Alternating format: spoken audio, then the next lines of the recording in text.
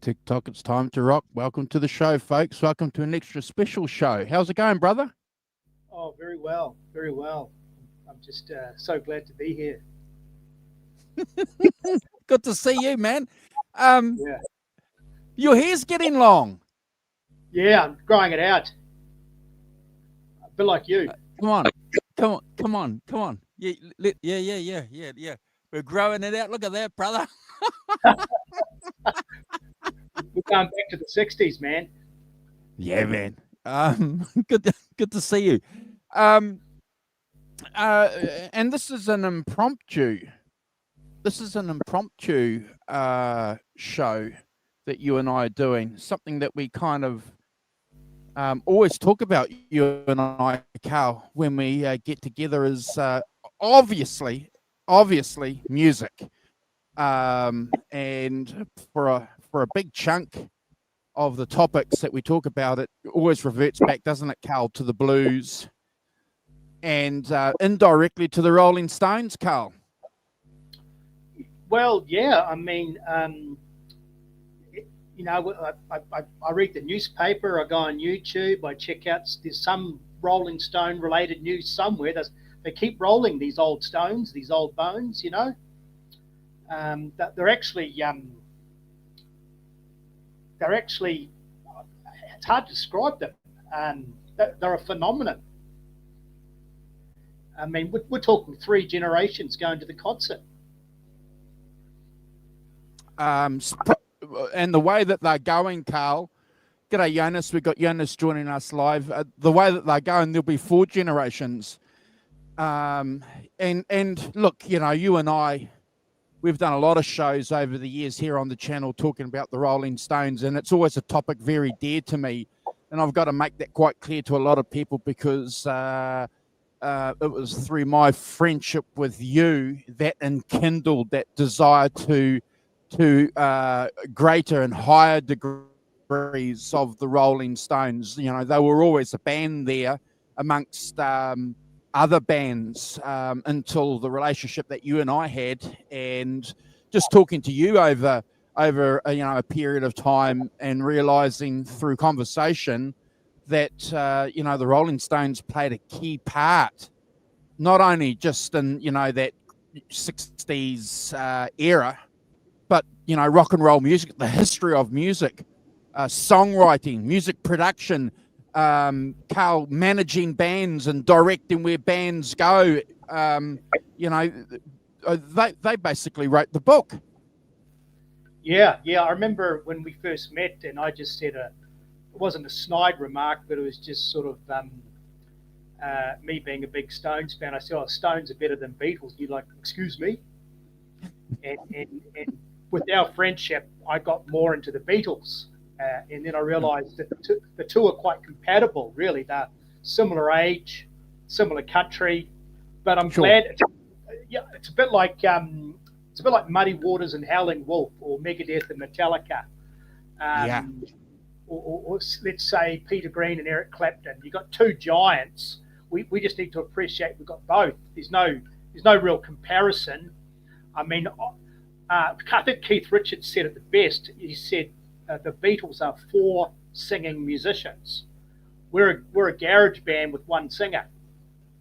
So they complement each other, and they're all free. Yeah.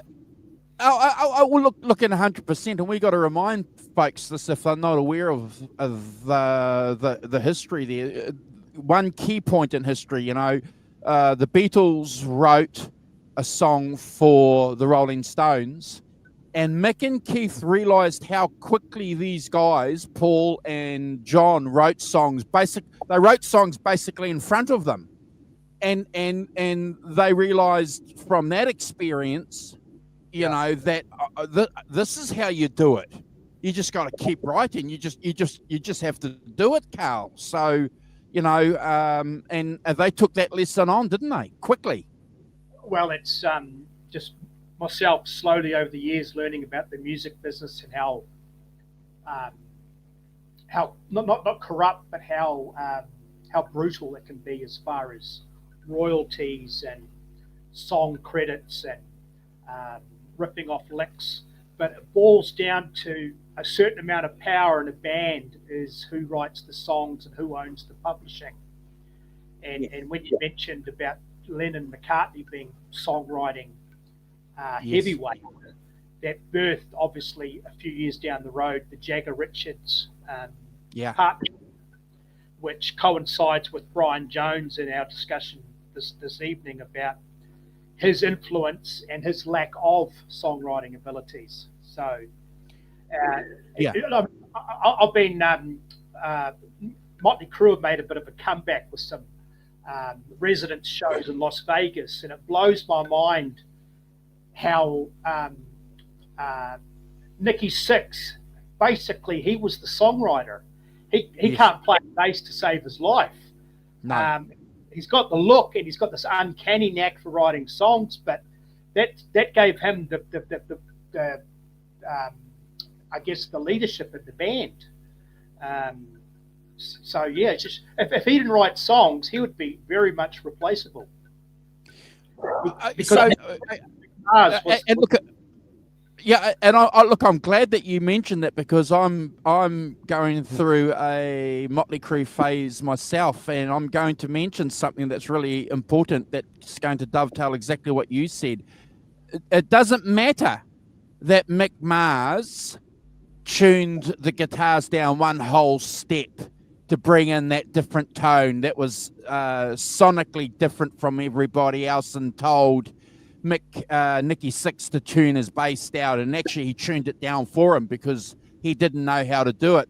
That didn't matter. It doesn't matter where the musical direction of a band came from as far as dictating the real direction of the band, unless you're writing the songs, Carl. And we've got oodles of examples, haven't we? Well, look at Elton John. I mean, everybody knows him as the frontman, great singer, piano player, but nobody knows about his songwriting partner, Bernie Taupin, right? Yep, who 100%. who you never see. So these, and I learned this with my previous role in real estate. I've come to the conclusion, as much as I like to be an independent maverick, sometimes you got to partner up. Just how it is. You have to partner up. Jimmy Page would be nobody without Robert Plant. Don Henley would be nobody without Felder and the drummer. What's the drummer?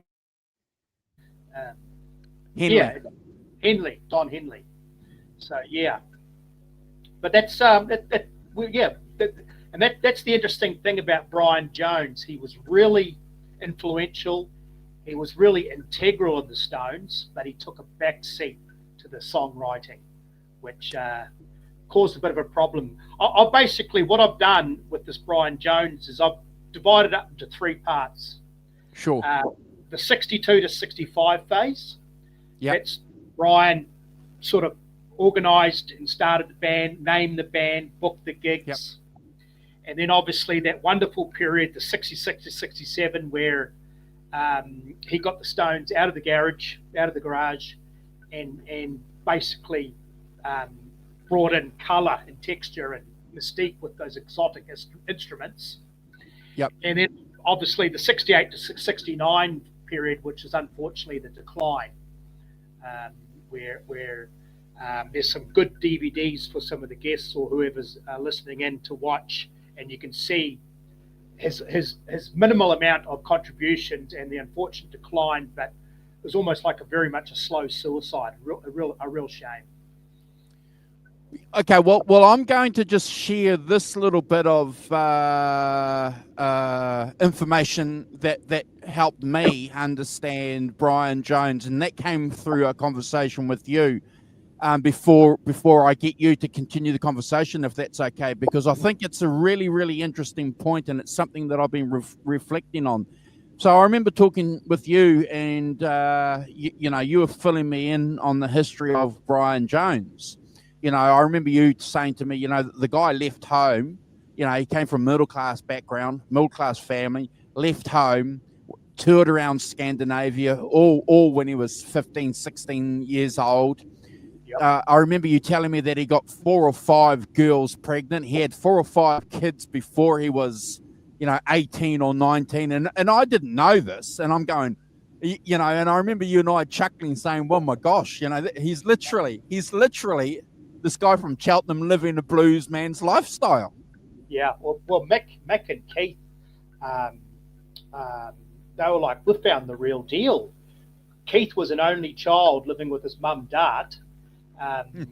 Jagger came from a very conservative family. His dad was a PE teacher, and he was accepted into London School of Economics. So they were East End London boys. And Brian boys. Brian was this rebel from Cheltenham. And so everything that Mick and Keith had read about with Muddy Waters and Sonny Boy Williamson and Catching Trains, they were like, we found the white version. So here's this guy. He's living with Alexis Corner, who's the father of the blues, and he's playing slide guitar and knocking everyone out. He made such an impression in those early days that people like George Harrison and Eric Clapton remembered him at the Marquee. Yeah, and just being really impressed. And so for some of you people out there who are Stones fans who want to get to know about the early Stones history, so basically, Keith was a big Chuck Berry fan. He loved Elvis. And he was getting it. He got into Muddy Waters and some blues through Mick Jagger. Mick Jagger was into blues, and they by chance met at the railway station, that famous encounter where they bumped heads because they'd been to primary school and kindergarten, and their mums knew each other, and it's just an uncanny, almost like it was like divine intervention. And obviously they started to rehearse, and then. But what Brian brought into the atmosphere was the slide guitar, which was unheard of in England at that particular time. I mean, Alex Corner played a little bit, but mainly on an acoustic, nothing electric. Sure. So when Keith mentioned this many a time, that the world almost stood still when Brian played the slide, even Ian Stewart, the piano player. So the Rolling Stones was a combination of Brian and Ian Stewart who'd got together, and then Keith and Mick Jagger's friendship, so the 4 of them, and then they found obviously the bass player because he had an extra amp and an extra packet of cigarettes, Billy Wyman. Oh, and Charlie, obviously. Oh, they took about 6 months to find Charlie because Charlie wasn't convinced. Charlie was getting paid quite well as a really good jazz drummer. But yeah, I mean, so a bit of a background on Brian.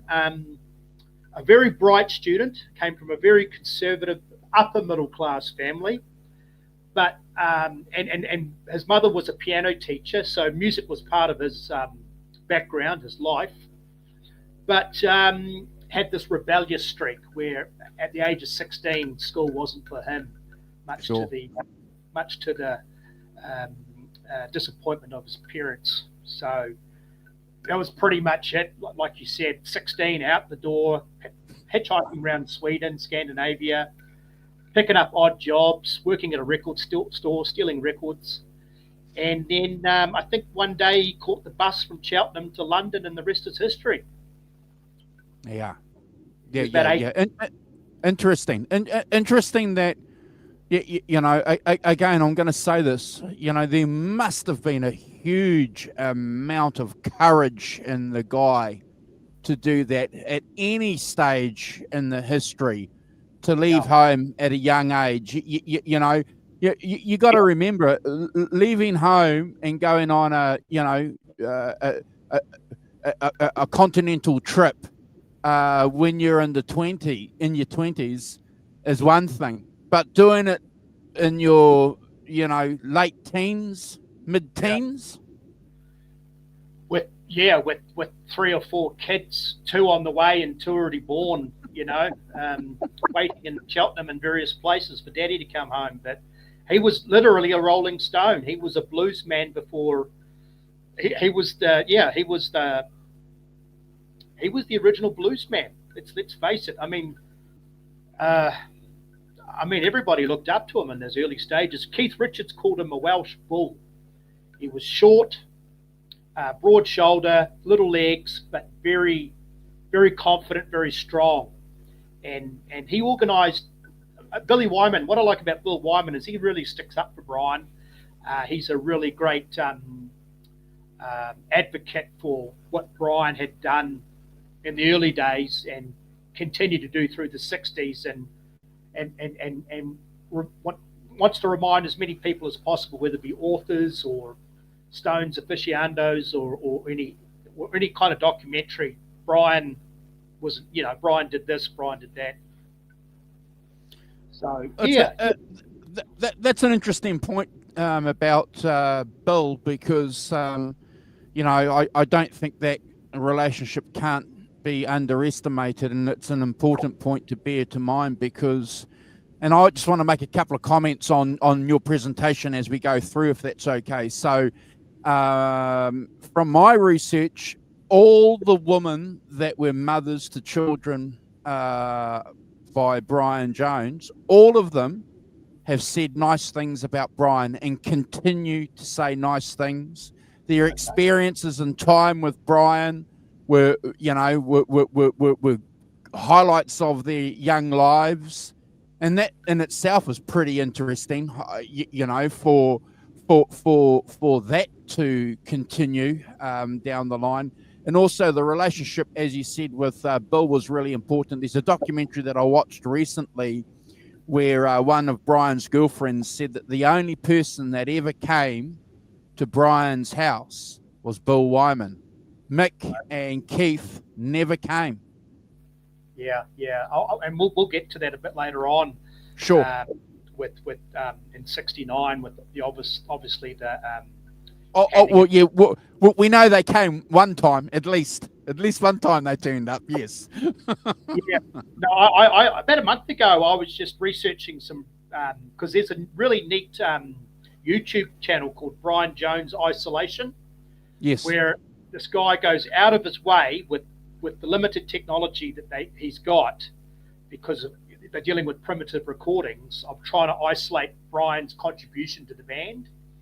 And it blows my mind, because part of it is a revelation, another part of it's quite frustrating, because I have a theory that Keith Richards buried a lot of Brian's sound in the mix, unless that was the desired effect, which is the interweaving of the guitar. But clearly Keith's guitar is more aggressive.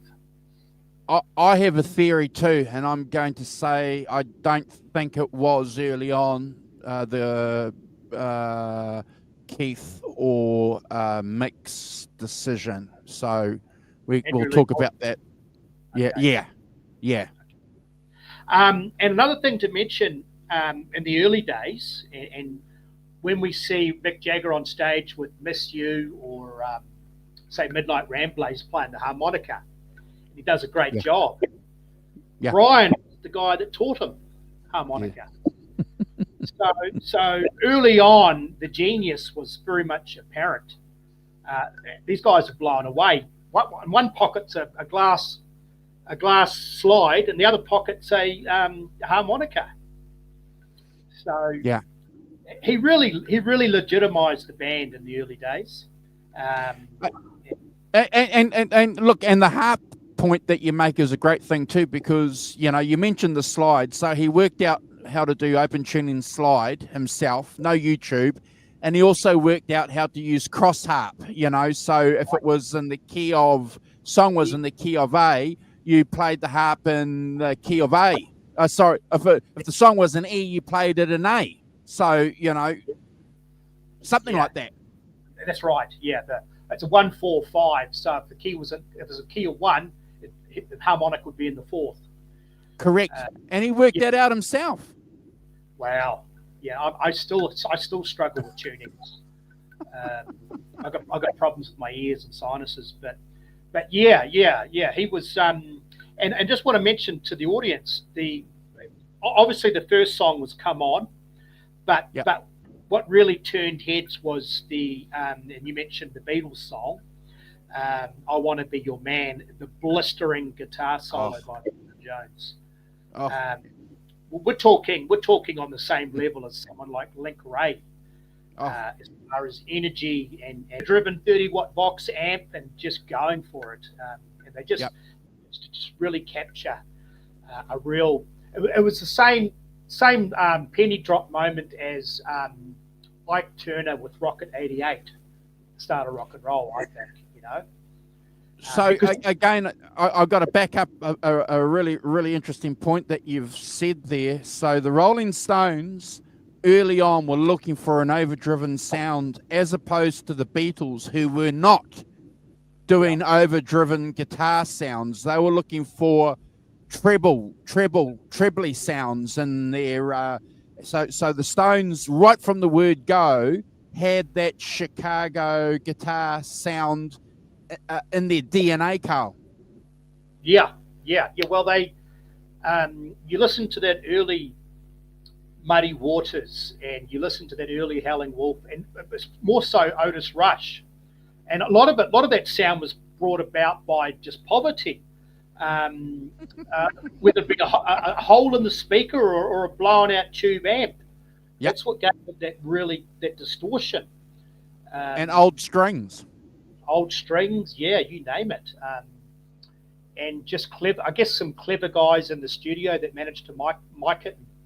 And sometimes the best sound can be the most primitive sound, where there's actually no between a microphone and the amp. That's all there is. That whole stack sound at Al Green and the Motown sound was a primitive studio. There was no big mixing boards, no nothing.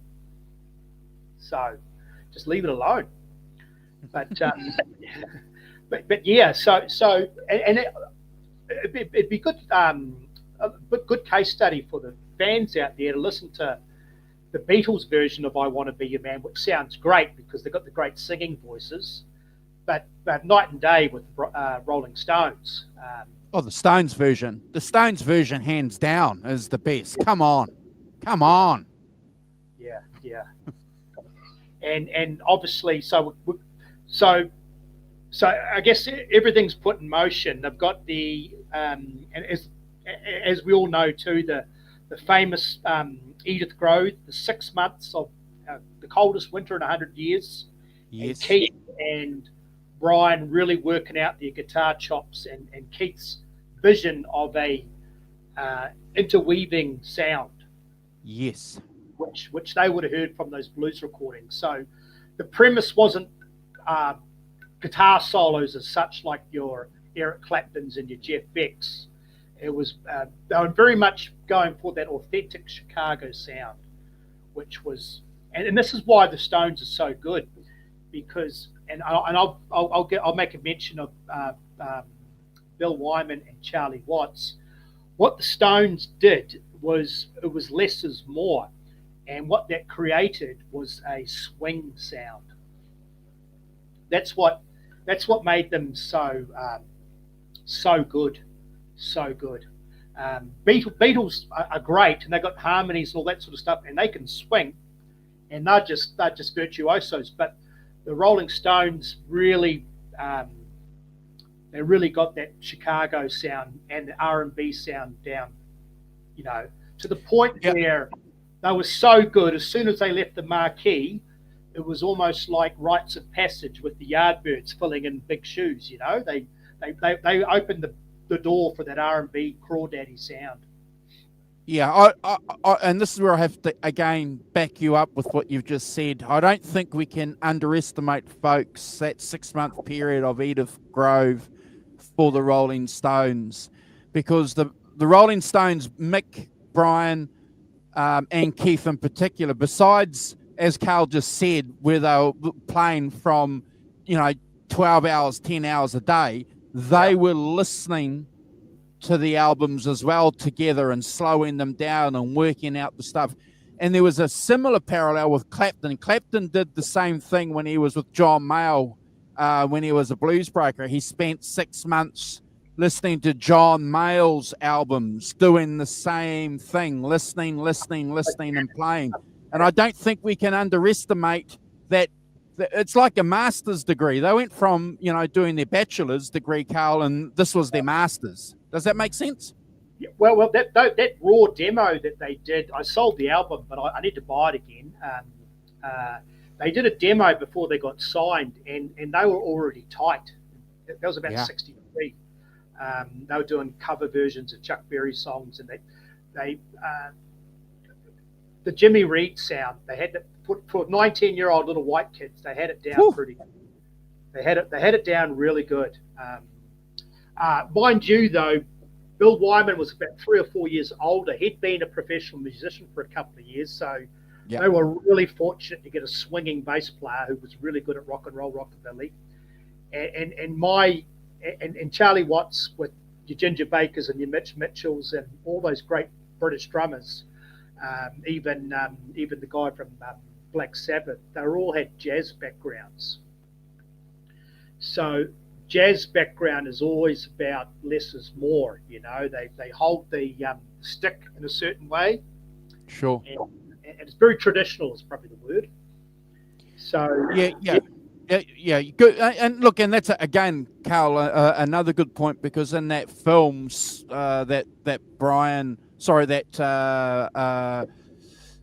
Bill Wyman did a few years ago, he talks about that early on, and he said one of the reasons why they were so successful early on, and he was so good at doing his job at providing that bass sound so early on for them, was that out of all the bands that they knew, when they were playing, everybody danced. Whereas, when other bands were playing, not everybody was dancing. A lot of people were dancing, but not, people were still watching or going around and doing something else. But every time the Stones played, Carl, they were, they had that sound down. They had a drummer before Charlie who I think went to play for Kinks, but he just didn't cut the mustard. So that interesting dynamic of those 5 guys with Ian Stewart with beautiful boogie woogie piano was just everything aligned. And another thing I want to mention, so obviously with Brian Jones, the slide guitar, and 3 songs I'd like to point out.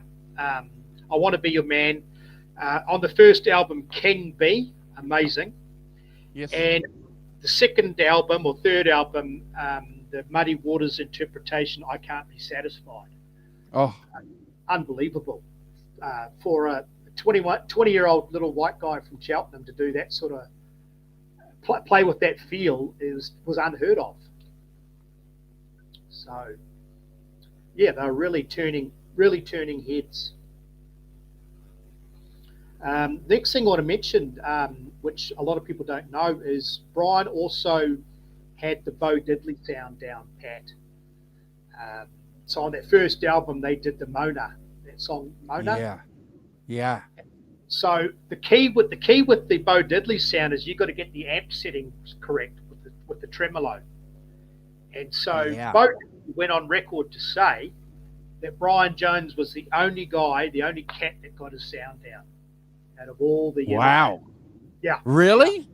Time. Yep. Wow. So if you listen to Bo Diddley, Rolling Stones doing Mona, amazing. That dance song that they do at the end, the last song of their little concerts was I'm Alright. Yes. That's a Bo Diddley cover, but for some reason they would cheekily put Jagger Richards in there.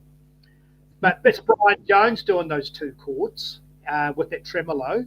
And another song, Empty Heart, which was a Nagka Fowle Jagger Richards song. But so because after the Stones, you had the Yardbirds, you had Manfred Mann, you had Herman and the Hermits, you had all these bands coming in after the fact. All Spencer Davis, Stevie Winwood, all doing this sort of R&B blues sound. But Brian was an innovator. He was ahead of his time. So yeah, that first from 62 to 65, and I like their unselfish approach to the guitar, not long extended guitar solos, but a really beautiful interweaving. Yeah. So yeah, and that set up, the Yardbirds, the Aerosmiths, and all that sort of stuff. Fleetwood Mac. Fleetwood Mac, yeah. A really unselfish approach because Correct. I mean, obviously Eric Clapton's in that, who are so good, your Peter Greens and your Jimmy Page, they have to be in control. 100%. We're talking about a different type of band though. So yeah, just really amazing his approach to the guitar. And the other thing I'd like to point out, which it sort of annoys me, but there's nothing you can do about it, is when you hear all the first 3-4 records, Brian's in the background with this great rhythm guitar, but it's almost like he's purposely stepped back to sort of become part of the engine room with Billy Wyman and Charlie Watts, creating that rhythm and swing. So it's which contradicts how they sounded live, because like a lot of us Stone fans over the years, if you've read what fans were saying, when they were talking about the experiences of seeing the Stones, and people were articulating what they were hearing, they reckon Brian was sounding incredible live. The albums, as you said earlier, weren't capturing at all what Brian was doing live. Not really, no. What limited stuff there's on YouTube, you can really see as magic, but unless it was either a sabotage from Andrew Luke Oldham, or it was just part of their production for the albums where they just try to get a sound that swung. Can I jump in? Can I jump in? Last one, maybe just in the early 60s, everything was still quite primitive. The recording. No, process. I think it was a deliberate move by Andrew. Okay. Yeah, I've read about that. Yeah. Because as the fans know, or fans should know, there came a point, mid 64, getting into 65, where Andrew Luke Oldham said, "Hey guys, you can't cover the Chess catalogue and the R&B catalogue forever, because most of the money is going to go back into royalties, and you're going to run out of songs. How about we lock yourselves in a bathroom and with a bowl of gin and come out with some songs?" And that's what created that strong dynamic of Jagger and Richards with The Last Time. Yeah, Keith Richards contradicts that view, though. Keith Richards says that him and Keith were always, or after seeing the Beatles, were always going to, write songs, and it was just how they were going to present it to Andrew, who had, a lot of sway, obviously, early on. Yeah. And that sounds feasible. That sounds... that sounds like it could have been a plan too, but we know that Keith has said a lot of other things that have contradicted what's happened. Keith said that Ry Cooder showed him how to do open G tunings, and we know that that's all bullshit. So, with Muddy Waters painting the ceiling at Chess Studios, Marshall Chess the son says, "No, we're not Jewish. We're not." He was a recording artist. We got some contractors in. So, unless, who knows? But Andrew Luke Oldham was definitely a part of. I think Andrew Luke Oldham, being an ambitious young guy and having a bit of experience working with the Beatles as a publicist, had this vision, and within that vision was going to be a band that got out of London and was going to sell a lot of records and make a lot of money, which eventually happened. Yeah, and I've read Andrew's book too, and I'm not a psychologist at all, and I don't pretend to be, and I don't do pop psychology. but I talk about music, and that's what we do here on the channel. So I think Andrew realised that he could probably have a little bit more control over Keith and Mick, more so than the personality of Brian Jones. And you look at some of those interviews that Brian was giving early on. Very, very well spoken, very articulate young man. Early on. And there was just absolutely no way Andrew was going to have this guy upset the apple cart, and I don't think it had anything to do with the fact that Keith and Mick were songwriters. That was one of the reasons why. I think it had just everything to do with that. And 54 Mac Dog kind of agrees with where we're going with this. That he couldn't control Brian as much as he could control Mick or Keith. That's what I'm picking up through my readings, Carl. Yeah, and it's a bit like we discussed before. It's a bit like a couple of guys from Hamilton, the town we're from, and all of a sudden someone from Cambridge or Remuera in Auckland comes down. Is that even though you're from the same country, there's a different dynamic, a different mindset from when you're born. So Brian was always a bit of an outsider, and with that Jagger Richards Dartford connection, London boys.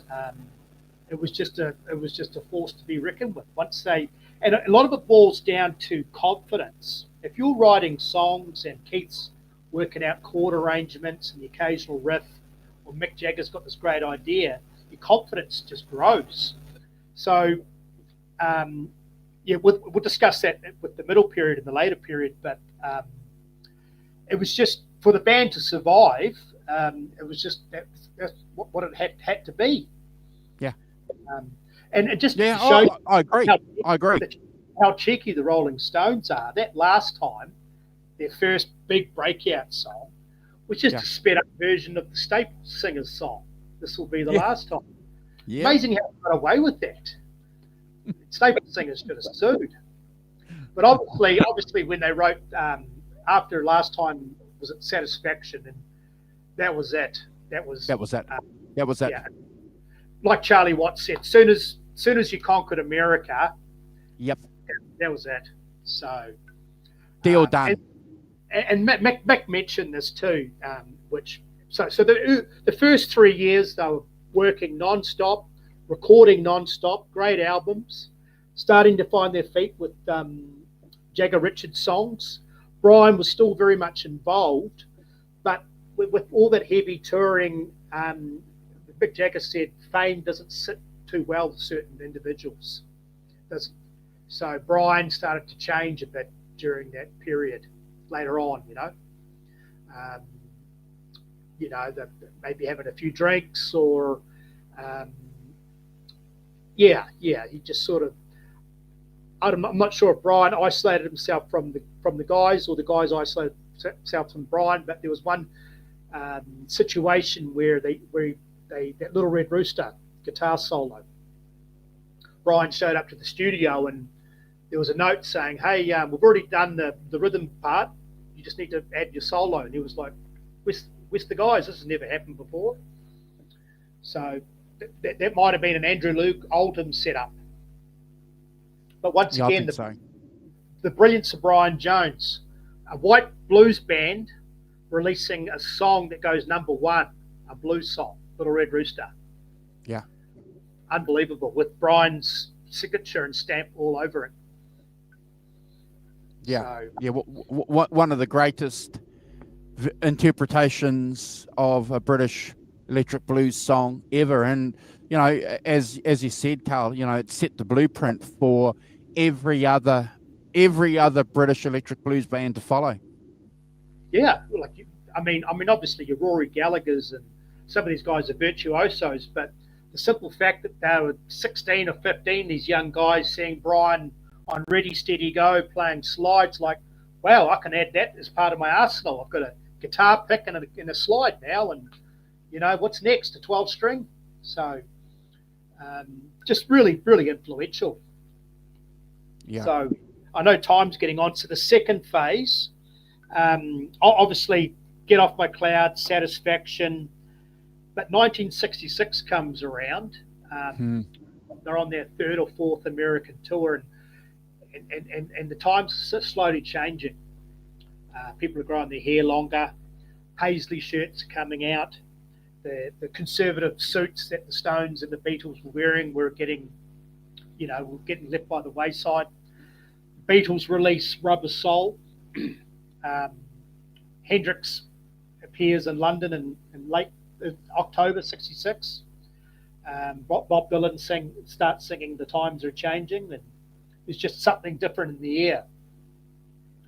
And so, with that '66 period, I personally think the Stones wouldn't be able to last without Brian Jones' contribution with those exotic instruments, because it's a bit like Dr. Feelgood. How much R&B and blues can you do? How much? I mean, as great as you are a garage band, adding flavour, colour, texture, colour to some of these songs push the Stones into another atmosphere. That's a very, very good point, and thank you for elaborating that, because I've never thought of that, and it makes perfect sense that audio, sonically, they were sounding, beyond what they were doing on a contemporary situation with the sitar, with the dulcimer, with the what was that instrument that they were using with under my thumb? Ding, ding, ding, ding, ding. Marimba. Yes. I thought it was a xylophone, but I guess you can call it a marimba as well. That's it. Yeah. So that's a very, very good point, Carl. Yeah. So the first album, Rolling Stones, and then Rolling Stones #2, Out of Our Heads, December's Children, very much guitar, rhythm, harmonica, blues, R&B, Motown, and obviously your Jagger Richards original compositions, a few ballads, but pretty much not necessarily predictable, but very much in that R&B vein. But everything changed with Aftermath, and I being a Stones fan, we all know this, that the Beatles led the way with innovation. So I'm assuming that Rubber Soul came out before Aftermath. Yeah, it did. Okay, so I'm assuming that too. Yeah. So, and I looked at this on Spotify. I always thought that Satisfaction or Brown Sugar would be the most popular streamed song. It's Painted Black by a long shot. Oh. Well, isn't that interesting? Because 54 Mac Dog has got this comment here saying the opening bars of Painted Black still sends shivers down the spine. Yeah. Wow. The song was so unique and so Eastern influenced, and so it didn't sound like some boys from London. They used it as the soundtrack for that Tour of Duty war. Yeah. Remember that? Vietnam War program, and that was an incredible program. Yeah, in the 80s, and I was like, just amazing thing. But Brian Jones with the sitar. I mean, George Harrison played the sitar, but not like Brian. Was it Norwegian wood? I think Brian. Now, forgive me if I'm wrong, and I'll go and do some research, and I'm a little bit embarrassed that I can't remember the fact, but I think, was Brian playing the sitar before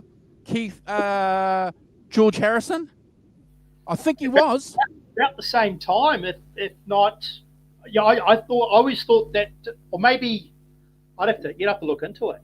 But I know that with Rubber Soul and Revolver was still 66, wasn't it? Rubber Soul was late 65. Correct. Rubber Soul was 65. Revolver 66. Oh, wow. Yeah, that shows you how ahead of the times. So Aftermath came out 66. Rubber Soul 65. So yeah, the Beatles were sort of just slightly ahead of the Stones as far as influence. Okay. But Brian Jones's connections, he was hanging out with Bob Dylan. Well, yeah. Greenwich Village. Jimi Hendrix. So all of a sudden, You know, what he lacked in maybe songwriting abilities, he had in musicianship and a vision of the future and connections. What do you think Bob Dylan and Jimi Hendrix were getting out of their relationship with Brian Jones? Have you thought about that? What do you know, because it goes both ways, doesn't it? I think intellect. Just conversations talking about religion, philosophy, art, politics, music. Just intellect, yeah. Wow. Brian is just a very bright guy, good-looking guy. I mentioned here also that period of the second period, 66, 67. He was a fashion icon. Oh yeah. He was a cultural icon as well as a musician. Yeah. Yeah, I mean, what's it? There's a band called the Brian Jonestown Massacre, and yeah. There's a famous T-shirt where they got Brian in that '66 and when between the buttons photo shoot, he's doing that face like this. Yeah. With the hat and and the girlfriends, Linda Keith, Anita Pallenberg, the French girl, that French girl, and Anita Pallenberg. No, not her. But he was going out with Susie Waller. She was a French girl with Zizo. And Nico and a girl called Zizo, I think. Yeah, he was going out with the whole lot. Famous street in London? Was it Chelsea? Was it famous street? Carnaby Street. Yeah. So it was just everything. It was very much a maturity. These guys went from blues fanatics, late teens, to blossoming into men, where politicians and police were all of a sudden like, who are these guys, Within 2 years, Carl. Yeah. The Beatles and the Stones and Hendrix, and to a lesser degree the Who, were at the forefront of not only swinging London, but San Francisco and New York. I mean, they created TV bands in America to mimic them with the Monkees. The Byrds copied Brian Jones' haircut. Creedence Clearwater, as good as John Fogerty was, loved Brian Jones' hair. So, I think it was just intellect, and they were starting to write songs with philosophy. Obviously, they reckon if you can't find something to write about, just focus on love. A friend of mine told me that. Most songs are about love, but Paint It Black, The War, and just adding all that texture. I think I like Ozzy Osbourne's quote about the Beatles. He said, "Listening to the Beatles was like falling asleep to a black and white TV, waking up, turning it on as a color TV." Yeah, everything changed, a kaleidoscope. And that's what Brian Jones did with the Stones. Just that very much that Eastern sort of vibe with Ravi Shankar and the Indian music, and obviously some experimentation with some certain herbs, spices. Yeah, exactly. Exactly. And because they were on a hit list too. People got to remember that. They were being stalked. They were being stalked by bugged. Yeah. That famous Redlands bust and all sorts. But I've written a few songs here, just that middle period of Brian's contribution to the sound. So Out of Time, which is a great deep cut, Maramba, Under My Thumb, Maramba, Paint It Black, Sitar, that song We Love You, the Mellotron, unbelievable. Ruby Tuesday, just a simple recorder, but it makes the song. That is the song. Wow, yeah. That's the song. Okay, yeah. It's really crispy, but just makes the song. Lady Jane, the Delusima. You can see it on the Ed Sullivan show. He's got it on his lap and he's just picking it. It's beautiful. 2,000 light years from home. It makes the song sound spooky. And just to show you his level of musicianship and his his cultural standing. For the Beatles to call you up to do a session, that's you got to be pretty good, right? 100%. So when I think of the Beatles calling up someone, we've heard about Eric Clapton with "While My Guitar Gently Weeps." We heard about with Billy Preston on keys, but like Paul McCartney bumped into Brian and said, "Hey, we're doing a session. You'd be perfect for the song. You know my name. Look up my number." Yeah. This unorthodox, he called it a ropey saxophone solo. Yeah. And I listened to the song, it's perfect. It's an unorthodox solo, but it just suits the song. Well, that freaked the Beatles out when he came in, because they didn't expect him to come in with the saxophone, and So he caught the Beatles off guard because that freaked them out. Here comes the Rolling Stones. On record later on, he said it was perfect.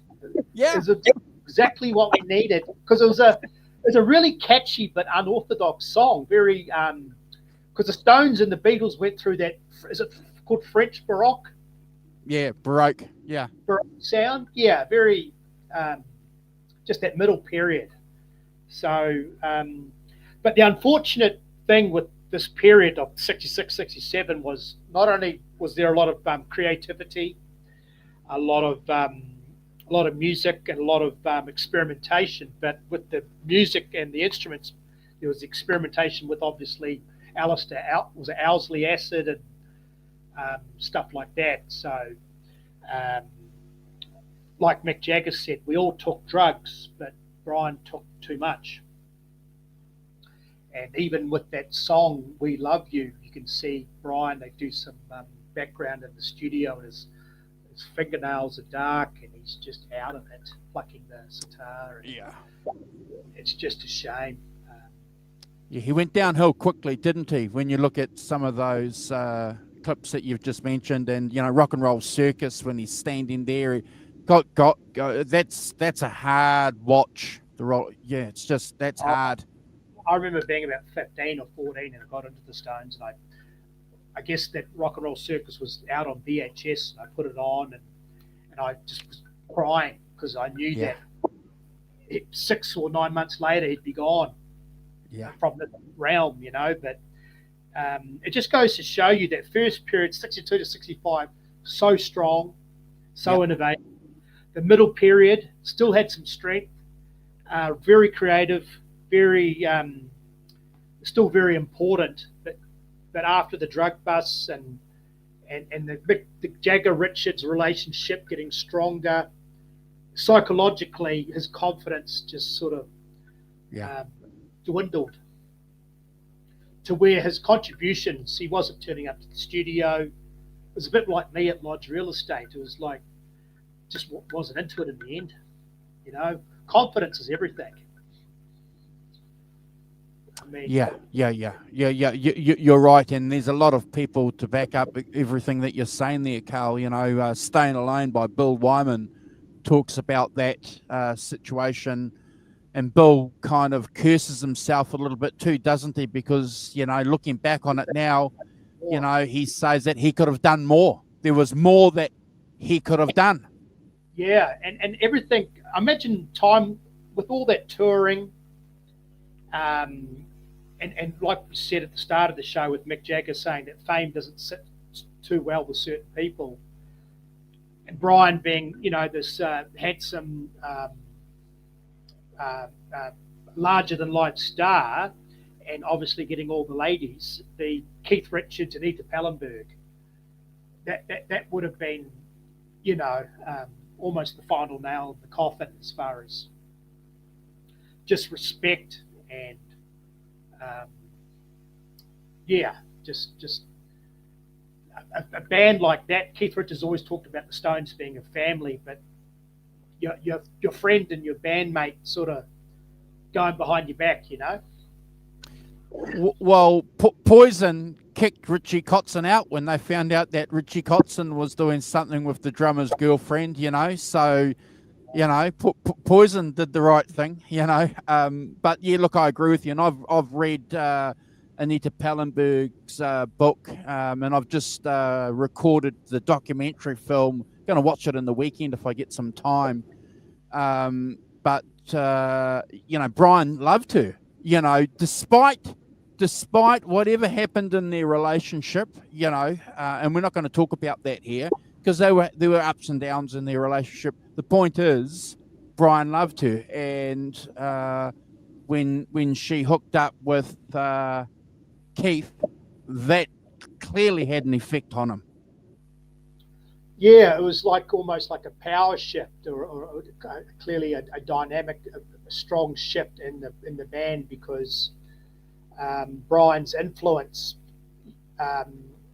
wasn't. It's hard to say. It was almost like the start of the end because Keith knew what he was doing.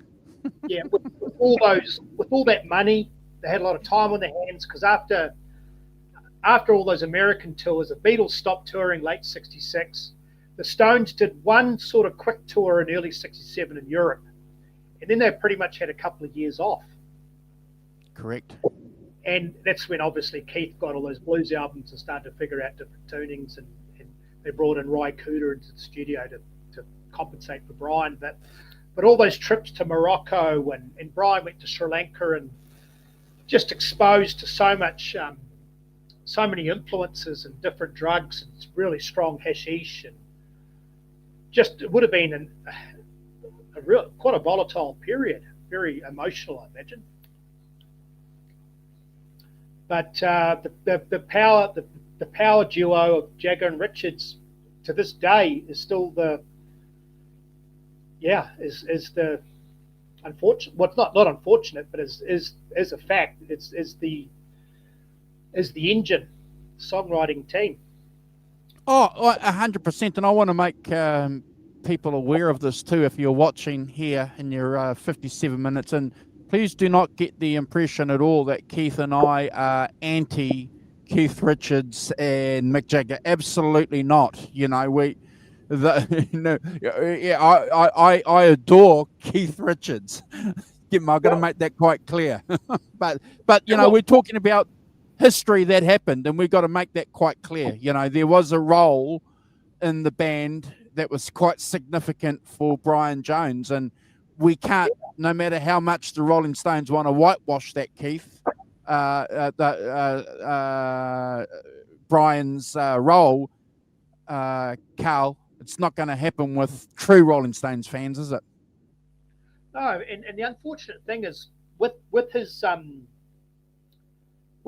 virtuoso, as far as virtuosity with different musical instruments, the flip side was he almost neglected the guitar to the point where he almost had to relearn how to play, and he injured his hand. So Rolling Stones, like any popular band, from a management perspective, is a business. So obviously with that last period we're coming into now, the 68 to 69, sure, the hangover of the Flower Power was sort of starting to dry up.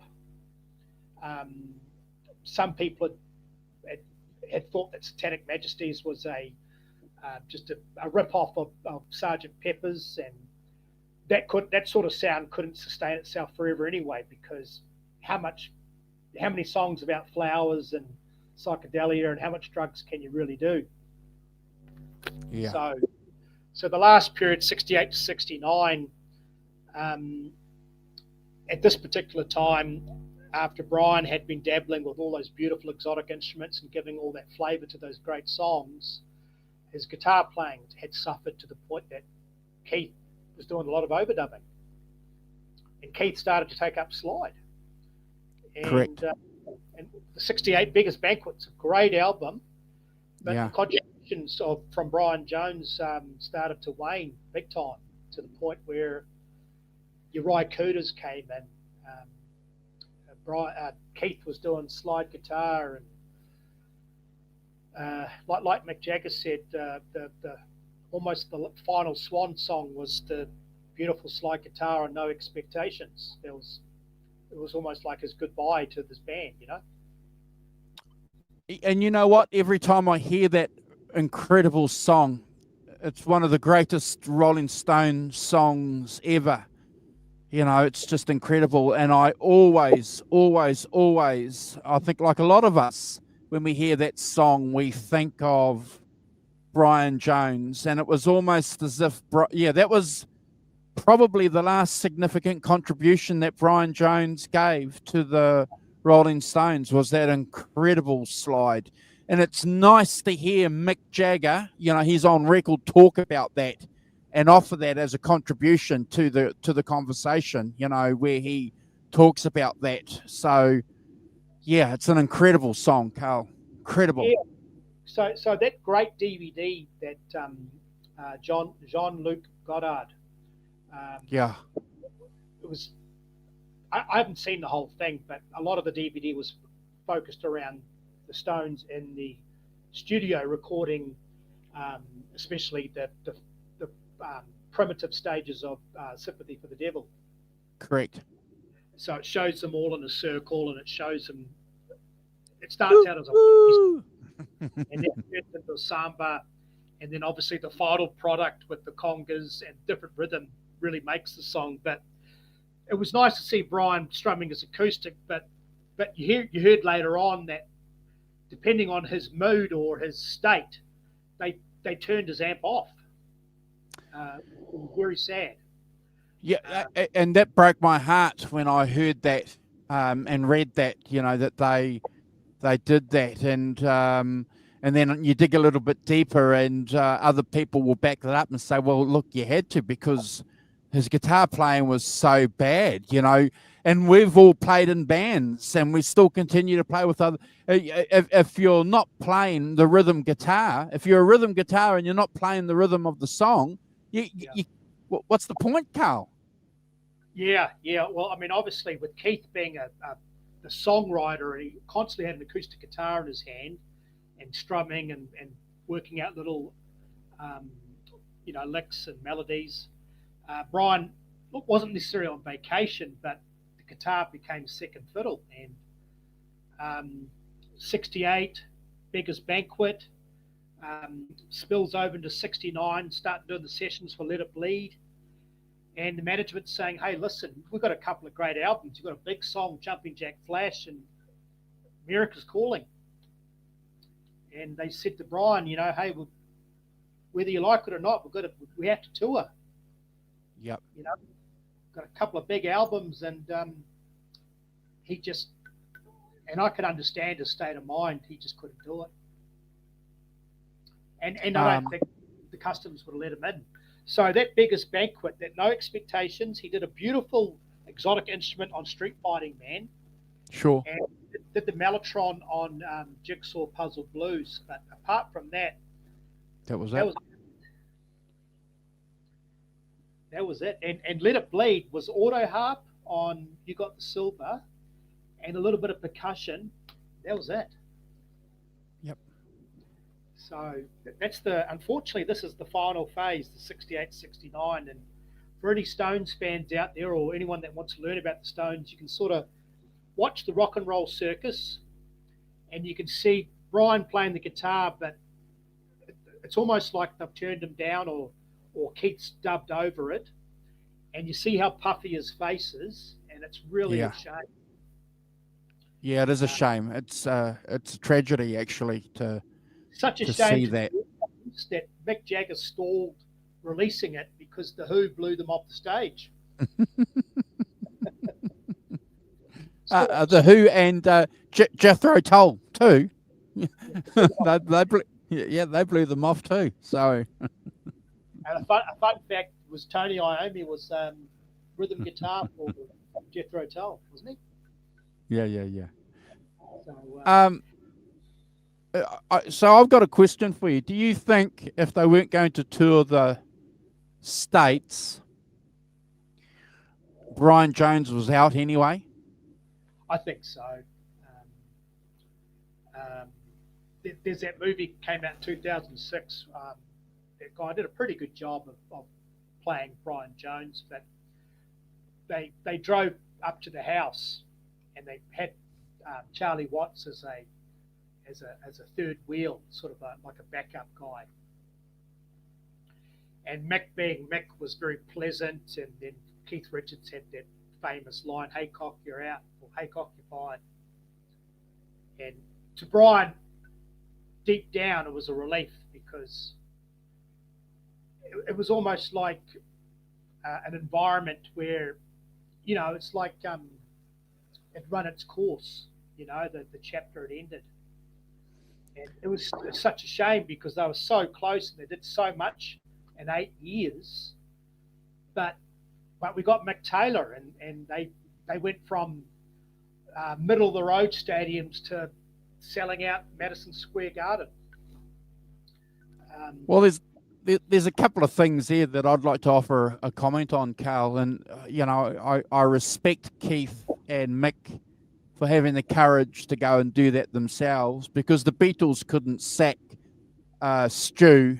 They had to get Brian Epstein to do it. They didn't have the guts to do that. But at least the Stones, had the determination and the resolve, based, I think, on their friendship over years, to go and do that.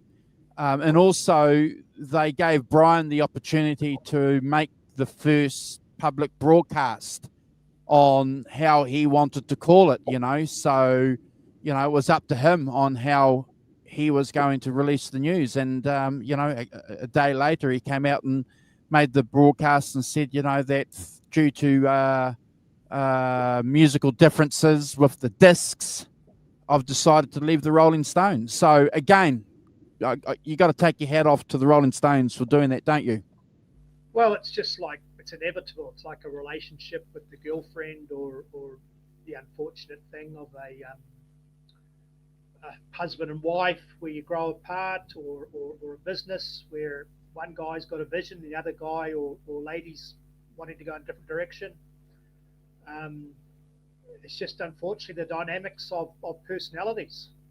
And the Jagger-Richards was a formidable partnership. It was the money-making machine of the Rolling Stones. And you got guys in the background: Andrew Loog Oldham, Alan Klein. You've got the Decca label. You've got the London label. You've got Atlantic in the background. They were a big. It was just a big enterprise. Yeah, and also we got to remind folks of this point too. And there's if I remember to do these, if you're watching on a replay, I'll try and find those videos and attach those links here. But I know the video. Keith has been interviewed by that guy. Who's that guy with the curly hair? That just got sacked from Sirius FM.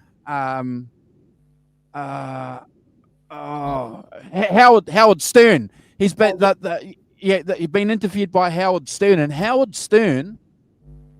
This is incredible. Howard Stern plays in the interview about 15 songs that Keith and him wrote for other people that they never recorded, and this was early on in their career as well. So, we got to remember, as Carl said, it's just not that Keith and Mick were high hitters and big performers for the Stones. They were high hitters and big performers in the actual music industry, Carl. Huge. And the actual, the package that they offered Brian with in today's currency was very generous. I think it was. Wow. Yeah, they offered him like a severance of a payout, a lump sum, and then a annual salary as long as the Stones were playing. He was set for life. Correct, of £25,000 a year or something like that. Yeah. So, and hey, I mean, Mick Jagger was probably with that Ned Kelly. It was prearranged for him to go to Australia. It was. Keith was probably Keith's disappointed me a lot over the decades because I think there's a little bit of not guilt, but not jealousy, but almost, I'll probably say guilt, where he loved and cared for Brian, and they went through a lot, and they were guitar buddies and blues brothers, and he took his girl. And Mick Jagger actually, years later, has spoken about Brian quite fondly. Yeah. Bill Wyman has always been his greatest advocate, and Charlie Watts has always been on the fence. Charlie Watts has always sided with the Jagger Richards, with the money-making machine, and I don't blame him to a degree, because that's their living, that's their livelihood. Yeah. But yeah, I was listening to some Mick Jagger interviews a few months ago, and he was basically quite honest and upfront. He just said that it was just a very much a shame, very unfortunate. And you've got the book, and I've read the book. I own the book, Life with Keith Richards, and not much mention of Brian Jones at all. No, there's not a lot. But if you want a good book and want to get an appreciation of where things are with Brian Jones, I can't recommend this book highly enough. Called Sympathy for the Devil. Came out about 2016, I think, by Paul Trinker. It's available on Kindle. You can get it on, paperback. But it's a defense of Brian Jones, and details in particular, because we're guitar players, the Open G controversy, because that had to be negotiated, because in Keith's biography, he devotes something like about 8 pages on the discovery of that Open G tuning, and where it took the Rolling Stones, obviously, with Sticky Fingers, etc., Exile on Main Street, and it gave them what he called that supernatural blues tone. And Trinker obviously takes that to task with Brian Jones, teaching him. Keith's a bit cheeky, because when they got Ry Cooder in the studio to do Memo from Turner, the early version of Sister Morphine and various things, Keith stole a lot of Ry's ideas. Yeah. And Ry Cooder has gone on record saying that they weren't a very nice bunch of people. Yeah. That was Ry Cooder's opinion of Mick and Keith. So maybe there was a bit of arrogance involved, where, hey, they were good at song, they were running hot, Jumping Jack Flash, Honky Tonk Woman, Brown Sugar. I mean, every album had a $1 million single, Yeah. And that famous period from 68 to 72 of those 5 albums, one live album, no filler at all killer. Well, again, that's an interesting point that you make. You had Jumping Jack Flash, like one song off an album, or a couple of songs to Sticky Fingers, exactly, Carl, where every song on that is a masterpiece. Exile on Main Street, every song is a masterpiece. Let It Bleed, every song is a masterpiece. Yep. Yeah. There's been talk that Keith adopted and took on Brian's persona after Brian left. Yeah, so, I can see that, because I've had experience of that in my own situation with people and myself over the years. Well, I've seen it with other people that have been close to me, when someone's kind of left the, it's remarkable. It's called mimicry, and we do it. When we're around people we admire, and when they go, we feel confident enough where we can mimic them completely. Because Brian was the spokesperson and the original band leader, and then Andrew Luke Oldham's vision was for Mick Jagger to talk to the reporters, which he did. Yeah. According to Bill Wyman, with the fan mail in the early days, Brian got the lion's share. But as the years went by and the Jagger Richards machine grew and flourished, Keith came out of his shell a bit more and started to grow his hair longer, and he had the shades, and adopted that Jack Sparrow heroin junkie persona, which, because prior to that, he was just a spotty young kid that was in the background playing Chuck Berry licks. we saw the metamorphosis of Keith going from exactly, in my opinion, what Carl has just described for you folks at the Tammy show. You can see Keith there with his Les Paul and those Fender amps and the way he jumps around. Yeah, that was the beginning of the cool Keith. Does that Yeah. make sense? Yeah. A little bit of money was coming in, and they were they weren't teenagers anymore, and hanging around with Americans, and almost spokespersons like Lennon and McCartney for the hippie generation. Well, they were. Yeah. Let's not beat around the bush. They were, and they were talking about not necessarily politics per se, but when it came to the attitudes Street fighting man. of people. The Rolling Stones weren't interested in being too political. Keith Richards has made that pretty clear. They wanted to make Street Fighting Man into this revolutionary song, and he said, no. It's just a song. It's our song kind of thing. If you want to dig it. But we're not going to endorse it. We're not going to say that this is the song that you should be playing with your red flags in Paris in '68. Yeah. Oh, they were just. Looking back, those albums have stood the test of time. The Street Fighting Man, Gimme Shelter, the Beatles. Just the problem with the mid '60s was, unfortunately, your Jerry and the Pacemakers and your Manfred Mann and so many of those bands. What's that? Dave Clark 5. They just fell by the wayside. They just didn't have the chops to, because you got to, like Sympathy for the Devil the song was based on a book that Mick Jagger read, The Master and the Margarita. Great book. Yeah, have you read the book? Have you? Correct. Wow. Okay, I need to find it and read it. Just talking about the Russian Revolution and the song's not satanic. It's just seen through the eyes of human sin, I guess. Oh, yeah, and, the Sporty's got this comment here, Sympathy for the Devil is totally about politics, of course. But, it's their interpretation. I understand from what I've picked up over the years of it being a political commentary. But they're not going to give a commentary on their songs. They were never interested in that. And a lot of those acts from the 60s were very, very aware of that.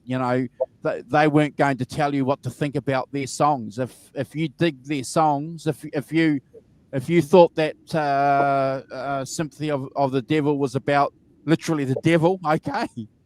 Yeah.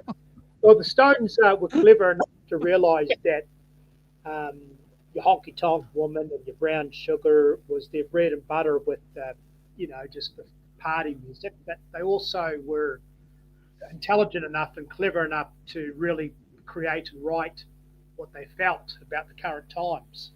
Oh, and they were young men, and they had to, of course. The music wasn't superficial, which I love. The Beatles music, the Stones, the Who, the Cats. Exactly. Led Zeppelin. It was very much. It's almost like all those generations of all those wars and immigration and the concentration of that small island with France, and then you got England, and you got Ireland and Wales, and you got Scandinavia. So much history. Shakespeare. I mean, they really basically gave American music back to them and said, "Hey, listen, this is what's going on." Well, they did, and that's a fact. They did. Those British guys, those British blues guys, especially did, and that there's untold accounts available where people can back that up. And even the musicians themselves have gone on record to say, "Look, I'm finally, after 30 years or 40 years, making an income on the music, because these British white cats were coming over, and talking about them. You know, that famous clip of Howling Wolf, you know, Yes. playing. Yeah. There's a great quote from who's the guitar player from Bruce Springsteen who was in The Sopranos? Van Zandt. Oh, Stevie. Yeah. Yeah, yeah. He said that he spoke for all American teenagers at the time because Ed Sullivan was a huge platform to watch these British bands. And when I think the Beatles on Ed Sullivan broke all sorts of records for viewing audience, wasn't it? He said when they saw the Beatles, him and his friends were, all these Italian kids were blown away. And their thought was, this is amazing. How are they doing that? Yeah. And then the next few months when the Stones came on, they said, this is amazing. We can do that. Yeah. So the Stones became relatable as far as the 3-chord shuffle.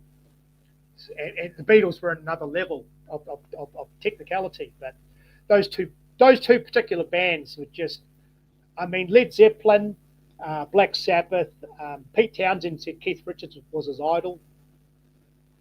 Bob Dylan, I mean, the Beach Boys, Black Sabbath, Judas Priest. When we think of Judas Priest, Iron Maiden, we think of heavy metal. No, it's just a sort of a heavy prog rock that sort of evolved. But they loved Keith and Brian. They loved George and Ringo. Motorhead hates the Stones, loves the Beatles. Ozzy Osbourne. Yeah. So these guys are just phenomenal. I love them.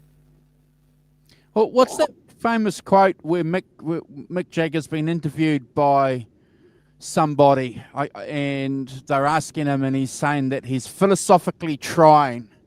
Alan Klein in the background. That was a '69 tour. Or has he got what he wants, or something like that? You know, and he's, sexually something. You know, you very. See their arrogance and their money, and Alan Klein in the background with that big diamond. He's obviously the money guy, but just different. I've got the Rolling Stones Get Yaya's box set that comes with a book, and just how they present themselves and how they dress is just very almost aristocratic. Yeah.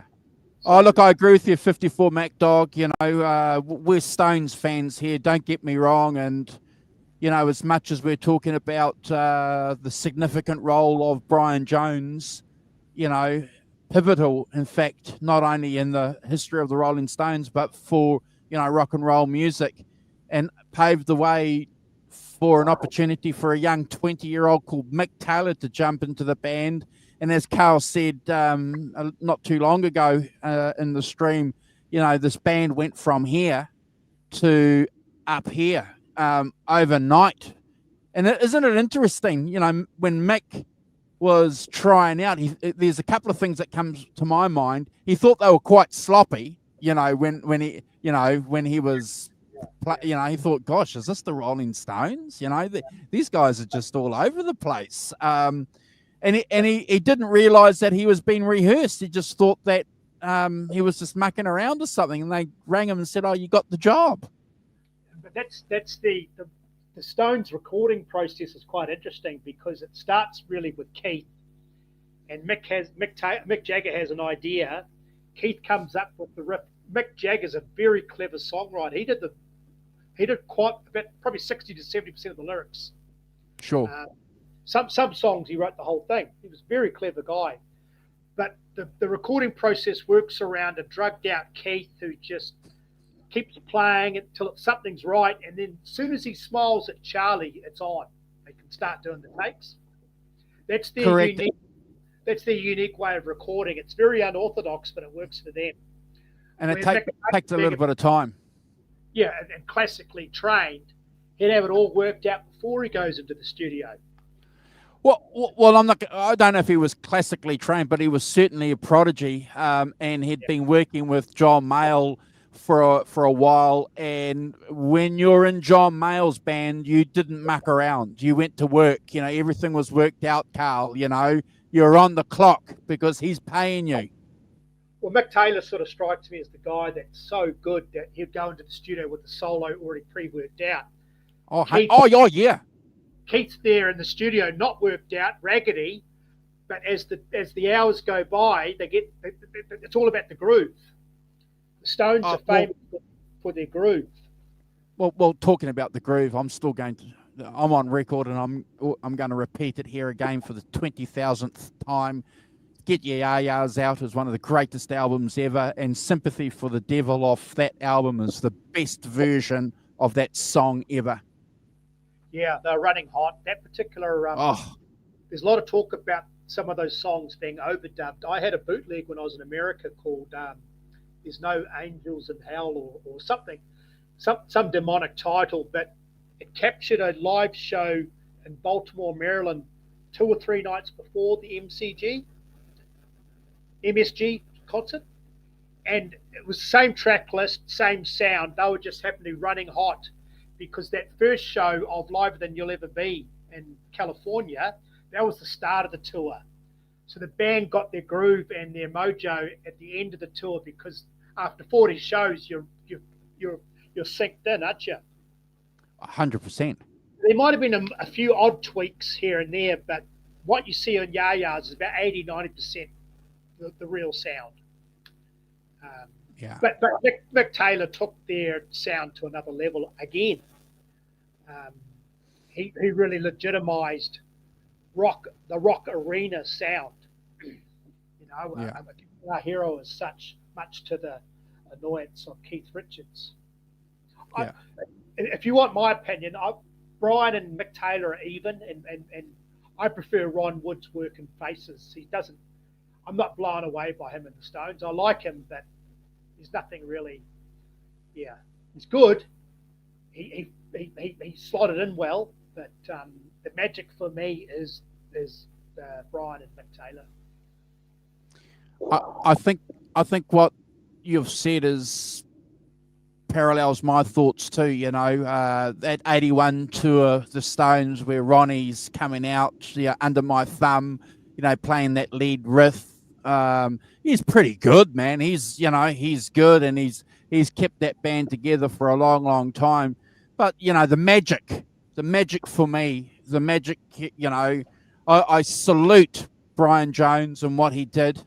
But the magic for me, being a Stones fan, those 4 albums that they did with Mick Taylor, gosh. Unbelievable. Ron Wood did great stuff with the Faces because he was the only guitar player. Keith Richards, I guess, has the alpha personality in the band as far as lead songwriter, lead riff maker. So he's quite dominant, Keith. Ron Wood's great. He can do all the slide. He can do the steel pedal guitar. He can do the, he can do all the Brian stuff, the Mick stuff. But and I like some of his work. But like you said, my first album I ever listened to was Get Your Ya-Ya's Out. And it's just a revelation. Rod Stewart and the Faces would warm up their shows in the rehearsal about half an hour before it's got to go on. They would warm up with Ya-Ya's to get them in the mood, Yeah, no problem. Shows you how big that album was. Yeah. Sporty, look, if you want, subscribe to our channel, because we may get those photos from Hugh at some stage, and we might put them up on a post here on the channel, because I'm always posting on our community page here, or go to Hugh's YouTube account and subscribe to Hugh, and he may do the same thing over there on his channel. So we certainly like to share information here with our community. And if you sub to our channel too, Sporty, we sub back, I promise. So we don't ask for subs, and we always reciprocate the support we get, because we appreciate that. And it's been fantastic having you in the chat with us, Sporty, offering some really, really interesting and cool comments all the way from Germany. So fantastic. as well as our dear brother Hugh Caldwell in here. 54 Mac Dog was in here. Fantastic, bro. Thank you for joining us. And if you are on a replay and you do Mission RD100 was in here too earlier. If you have come to an hour and 30 minutes, and if you've got some opinions on Brian Jones, please put them in the comments. Carl and I aren't experts, and we're not pretending to be experts. All we're saying is that we're fans, and that's all we do here. We just get together, we're fans, and we love sharing our thoughts. And I love hanging out with Keith. Sorry, I can't hang out with Keith anymore. I like hanging out with Carl now. Hey, I'm really glad excited that I'm doing the laptop and my webcam. I mean, I should have been doing this back in 2017 when we started, 18. So, well, we're going to do another show. We're going to do another show next Wednesday, mate. So, I look forward to that. So we'll catch up next Wednesday. If you got contact, bro, because we're not doing a show this Sunday. I've got some bits and pieces I've got to do, and the following Sunday we're not doing 2 Sunday shows, but I'm going to be doing a couple of midweek shows. So I'd love to touch base if you're going to be around for an hour and a half next week. Yeah. Have some topics in mind, or you just brainstorm a bit later on, or? Well, I'd love to carry the conversation through to the Mick Taylor years, because I think we've hit a vein here, and we've started a really, really great conversation with the Rolling Stones and Brian's contribution. It would be foolish of us not to continue it with the Mick Taylor years. Yeah, well, like with the Brian, we've got the 62 to 65, 66, 67, 68 to 69, those 3 phases. We've got 3 phases with the Stones. We've got the 3 different guitar players. The Brian years, the Mick Taylor years, and obviously the Ron Wood years. So, okay, look, that sounds like a plan. All right, awesome. I look forward to it. So, look, we appreciate you guys, Hugh, dear brother, hanging out for us. Thank you for subscribing, Hugh, and being a channel member too, because your contribution helps run this channel, bro, and it's always appreciated. So thank you for that. And one comment here, just to be clear, I live in the EU for 3 decades, but I'm from Chicago. How I found the Stones, the Muddy Connection. Okay, fantastic. Well, that's a long time in the EU, but from Chicago, from the Chicago Blues area. Fantastic. Thank you, Sporty, for hanging out. We're going to cruise. Carl, I'm going to let you go. Don't go. I'm going to play the end video, bro. Don't leave yet. I'll play the end video and we'll have a chat. Is that cool? Yeah. Carl, thank you. Thank you for your contribution and the points that you've made too, bro. Yeah. I really appreciated it. The webcam's working. Yeah. All right. We're going to play the video. We're going to wish everyone well. God bless everybody. And we'll see you. Carl and I will be back next Wednesday.